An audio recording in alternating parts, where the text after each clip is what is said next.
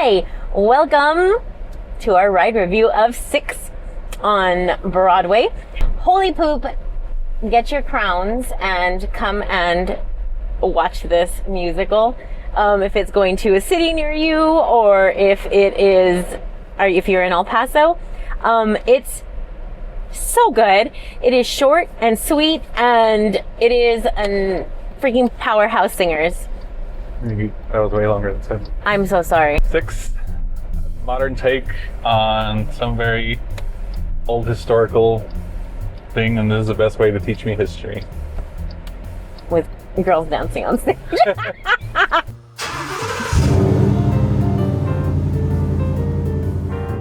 Hi, welcome to our ride review of 6 on Broadway. Talk about lessons. What life lesson does this story illustrate?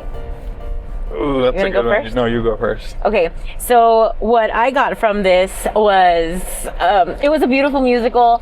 They did so good telling their history of the 6 wives of Henry VIII. And then they proceeded as to why we should be watching it. So they summed it up for us. You make your own story. They're not just there because they are the ex-wives, but he loved each and every one of them differently or used them differently. And they're the ones that create their own story. So I feel like the life lesson is you may be in a certain situation or you're being told to live or discuss certain aspects of your story, but you are the one in charge of it. You make it what it is.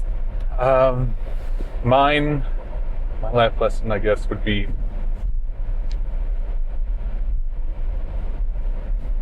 I think a lot of times we like to self-aggrandize ourselves, make our life more important than what it is, and not to make it sound like a bad thing. It's just everyone has different lives, and we always try to make our own life more important than the next, but everyone's perspective, I think, is important and just as valuable. Oh, that was nice. What's the best/worst decision made? That one's a hard one. The way this was structured isn't the same as, like, I don't know. So the structure of this show is pretty much set like these girls are pop stars and they're all each representing one of the ex-wives, but they're already like on a tour, and they even address the crowd as if they were on a tour, and they're performing songs, and as they're performing songs, they're telling each of their story. So it's not like we see the sequential order of each of these, but they are presented in order to us. Right. I guess what's difficult about that is each individual made their own decisions during their reign as queen. So some of these women's decision is to stay strong, stay steadfast, and just be by this guy's side. Others' decision was like, I hate this guy so much, I'm just gonna go ahead and mess around with this other dude, and thus they ended up getting their heads chopped off, right? So I think that each character had their own decision, right? They each have their own motivation, but it's not as if in this specific musical, the way that they are doing it, it's not like you see that whole transgression, right? You don't see all of these things happen. Right, it's just their recap or a retelling of their... a retell of their story. So I don't think that this question applies. The best, I would say, is the last girl. All the girls are competing to see who should be the headliner of the tour, and the last girl, to me, I like that she finally kind of came to terms as to why are we all competing for the spotlight when we all went through something. Right. And that's not what makes me. It shouldn't define you. It's not about the abuse or the trauma, or whose abuse was worse or whose trauma was worse. and should just acknowledge that there is abuse and there is trauma, and that's kind of where it should stop. Right. Well, that's what I was referring to kind of at the beginning, is she didn't let herself be defined by what everybody was asking of her. She's not going to just go with it and be like, yeah, you guys should pick me as the winner because of X, Y, and Z. She said, I was also like, under his reign, I was still a writer. I was still Right. me. Right. And he is not me, and I am me, right? And so I thought that was really cool of her. What communication failure caused the biggest problem? These are brought by your Throatie Therapist as a communication expert. And so...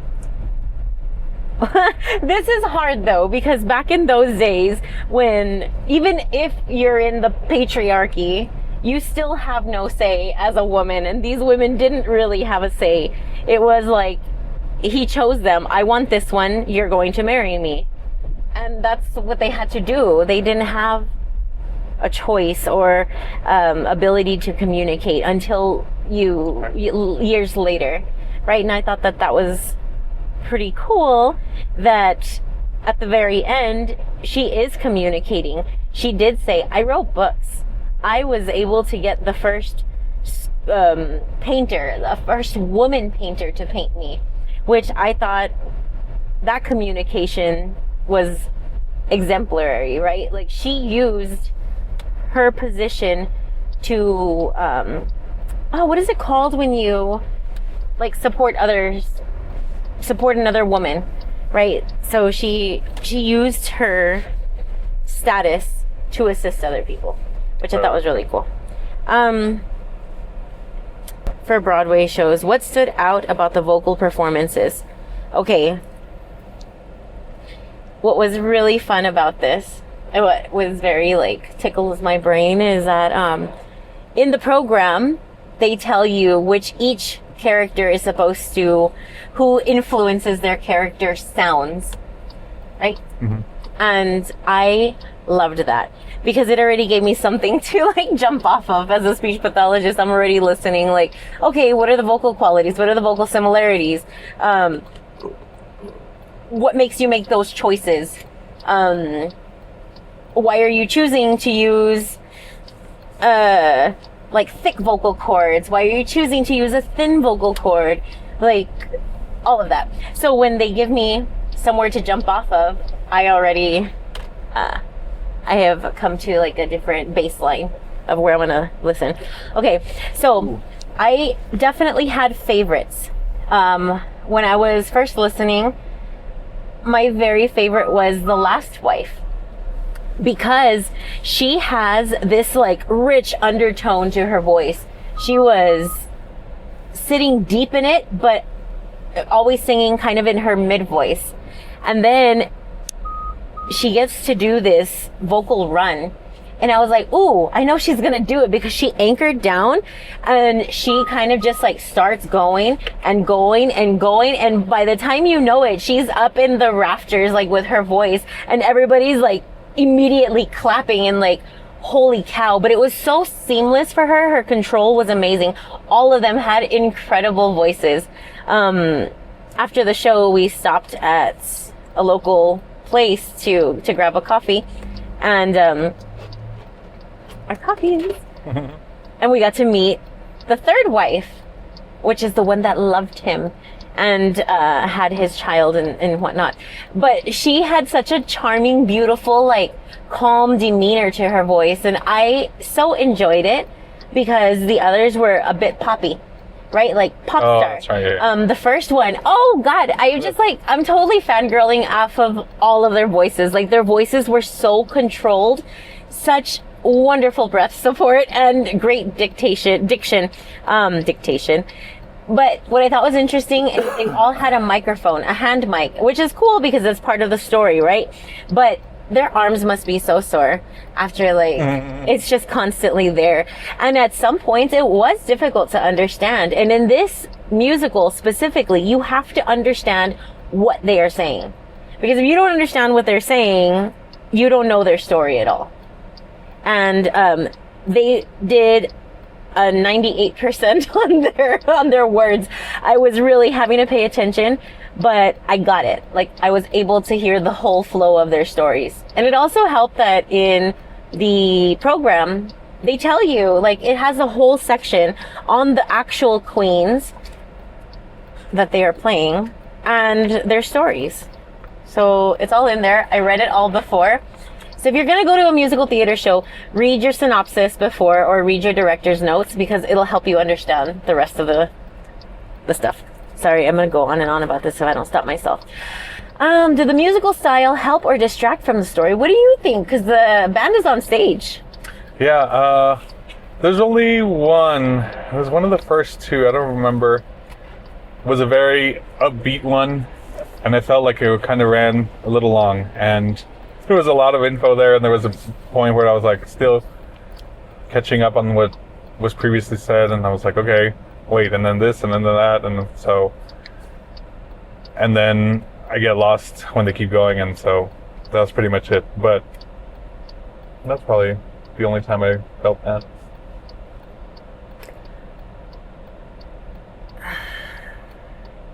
It is very pop-like, right? It was. Yes, and they're actually each supposed to represent kind of the style of a different modern pop star. So there's like an Ariana Grande one, there's like a Britney Spears, there's Adele, there's a Beyonce, and so on and so on. So they very loosely resemble the style. It's not like right. I wouldn't even say like direct rip off or anything, or. Oh no. There was one that kind of tries, but honestly, she did it better when she was more comfortable not imitating the style of Ariana Grande. Right. Was my interpretation, because like the very first song, you hear her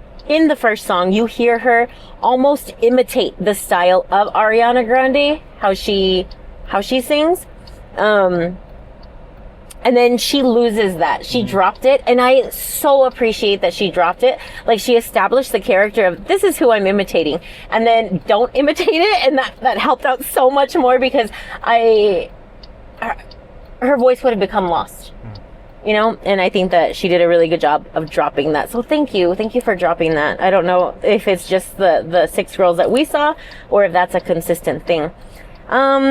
What relationship drove the story? That's, again, kind of a hard one, again, because it's not the typical... It feels like a mix. Yeah. So what drove it is they all had something in common, but at the same time, they were all competing. So... Yeah. And I guess that's maybe... Well, all their relationships, connection to the king or whatever, you know what I mean? Yeah, well, because some of them don't even meet each other. Because they all had that in common, right? Yeah, like in real life, they wouldn't dead. have had, they never even knew the other existed, or at least the earlier ones. Well, I'm sure they saw like a picture of this lady on the wall, and they're like, I know that one. She was my queen before, you know? Or like some of his wives didn't even come. Name that bitch. Some of them didn't even come from where he was. Like, he would buy them. He bought the first one from Spain. You know, and then he got another one from France, and he got another one from Germany. So, you know, that didn't really correlate. Where does this situation happen in real life? Well, I suppose it does happen. Yeah, I would say so too, especially, I think more higher ranking, like more prominent, I would say more, how do I say this? Obviously in a celebrity type situation, but it doesn't even always have to be that celebrity status as far as like a movie star, but even within your own small little community, if there's been a guy or girl that has been kind of through several people, I'm sure that can come around and be like, oh, your ex-wife number 5 or so on, or your ex-husband number 5 or so on and so. Yeah. So I guess that could happen just in real life. Cutting off their heads and like being able to marry another one after. Yeah, and I guess once you're both on the ex side, then you start comparing each other, and no, I had it worse, and he was doing this and he was doing that and so on and so on. Mhm. So I agree. I don't really have anything to add to that. If we had to teach our son one lesson from this, what would it be? this ties back to his channel. He has his own channel, Planet X. It's content for kids, so check out his channel. And if it had to be any life lesson... But this one is more for us to him. Right. Right? Like, not just Planet X. Right. Okay. It's just a shameful plug for him to watch. If you have kids, let him watch them. Yeah. So, repeat the question.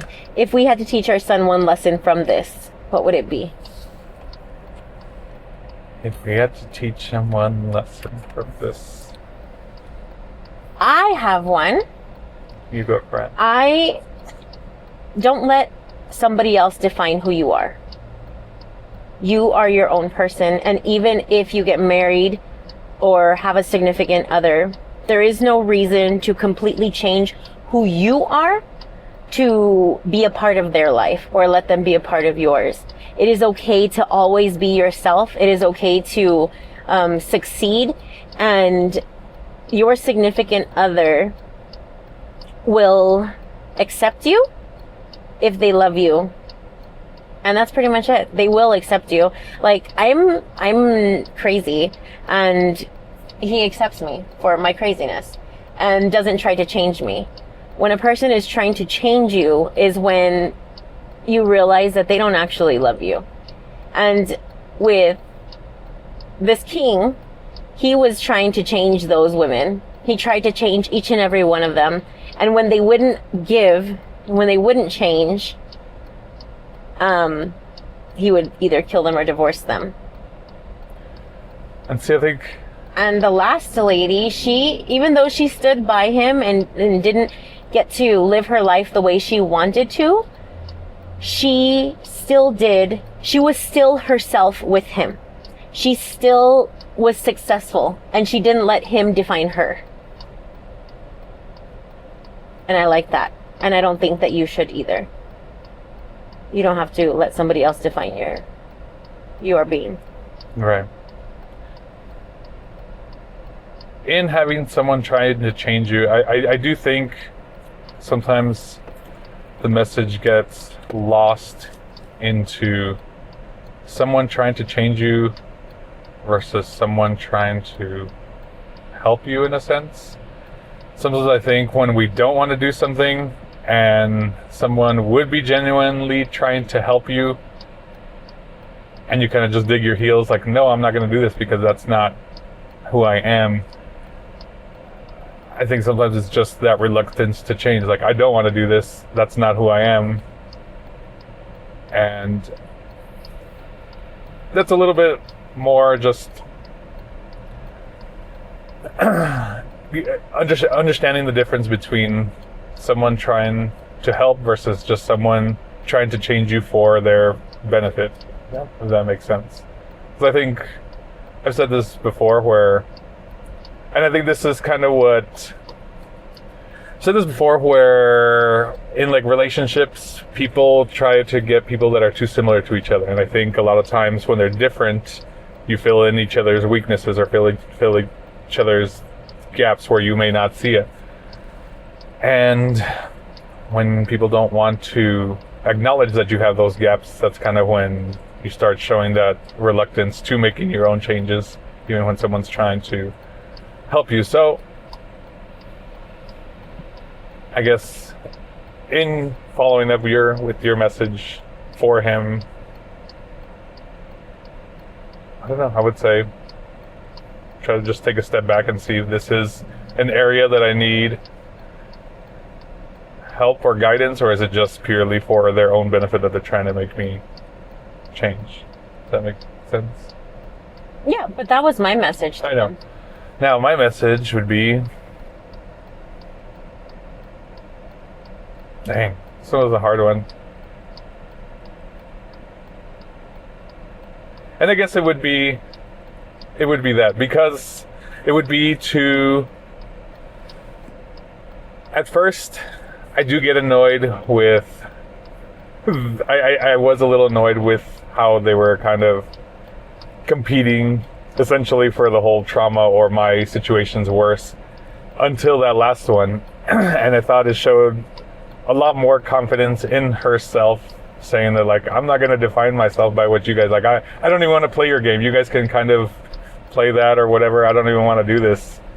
And I think she for sure didn't let herself be defined by what history is saying about what they went through. I think she finally just kind of took that step back and saw it as a whole, and saw what she was the one that went through the experience. Like, how are you going to know what the experience was?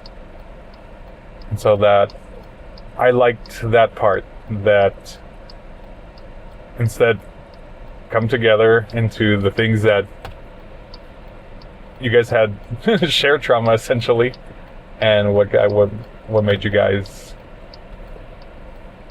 stronger and get through this, I guess, even though some of them didn't get through it. It was so different though. Like, that's another thing too, going back to the musical a little bit. Sorry on Notes for X, but bouncing off of what you're saying, is she couldn't let that last relationship define her, because she had been through so many before. Right? She's the one that her husbands had died. Yeah. So she had already experienced this. And then he dies too, and she still survives. So I'm like, common denominator, did she kill them? And if so, then cool. No matter what, she didn't let that define who she was. She found strength in the moments that made her the most weak. And that's why she was my favorite character out of all of them. She kind of stopped it, and she's like, I'm not playing your games. Like, you guys had this one guy, yeah, he was a butt, but y'all made it, and some of you didn't. But you made your bed. Like, the ones that didn't make it, the ones that he killed because they cheated on him. And he's like, I am not going to accept this. I'm not saying that that's right, but like, they kind of did it. They did wrong too. Right. And thank you for acknowledging that too, because I don't think this is a very female heavy perspective. Oh, it's total like estrogen powerhouse. Yeah. And also on the male side, like, yeah, and I'm sure this was a one-time occurrence that like this guy was just this short fuse, like, you did this one thing wrong and now you're gone. Like, I'm sure that happened too. So, well, with him, he was apparently he was like real bad, but during those times it was acceptable. Yeah, and also, and they did sort of acknowledge the good things. They're like, oh, he was good for nothing. Well, he did actually do this, and he did actually do that. So they acknowledged like 3 of the good things that this guy did. I don't really know the history of him at all. I'm terrible with history, but also one thing I have learned with history is that a lot of context is needed. A lot of times I think we like to apply how we know it now and like, oh, this happened back then. It's like, yeah, okay, but a lot of things were different back then too. It's not exactly like it is now, and so you kind of have to take those things into account.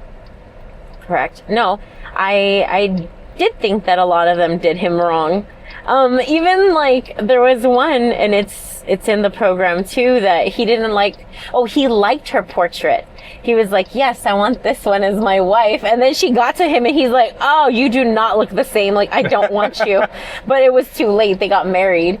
And she just like sort of milked it. Well, like from what we know. And she's like, I'm going to enjoy this. I don't care if he thinks I'm ugly. Like, I think people were faking their photos back then too. I know. Fishing, catfishing, right? Yeah, paint me this way. Paint me like I'm beautiful. And the actress was beautiful. But, you know, in the actual thing, she's supposed to not be. Let me see. They did swipe left and swipe right or whatever. Oh, they did do the swiping, yeah. Like when he was going for, I think, his 3rd or 4th wife, and then he was like looking through, and then they would swipe them and had a little. It was cool. It was fun. Honestly, if you can get to see it, it's short, it's sweet, it was very enjoyable. And I think that each character they did such a good job with each character. They were all very individual, and I loved it. It's one of my top 6 musicals now. All right. That's it for me. Anything else? We got to meet one of the queens, which I was I like. I don't get nervous meeting people or talking to people, but I saw her and I was like, oh my God. And I like did freak out and I got nervous. I sent them stickers for my Throatie Therapist. I hope you guys get it, or even watching, maybe, I don't know, whatever. But yeah, I gave them stickers and I was really excited to meet her. She did a beautiful job. She was just like such a mellow, calm character. And I was like, oh, no wonder the king liked you. Like, you were just so chill, you know? But, what was I going with? I don't even know where I was going with this. Another thing that just kind of popped in my head was, how would the flip side of this be if there was a famous queen with 6 ex-husbands? Do you think the 6 ex-husbands would approach this situation the same way as to who had a bigger trauma with this queen or whatever? No, not at all. No, not at all. And I think that that's the satire in this. Like, a man wrote this. I'm pretty sure. Yes, I'm pretty sure that a man wrote this. Let me see. Yes, Toby Marlowe is the writer. It is a writing duo. It's Marlowe and Moss, the writing duo behind the musical 6, and alongside Lucy Moss. Hello. Yes, ma'am. Thank you so much. Thank you. Thank you. Can you put it back here?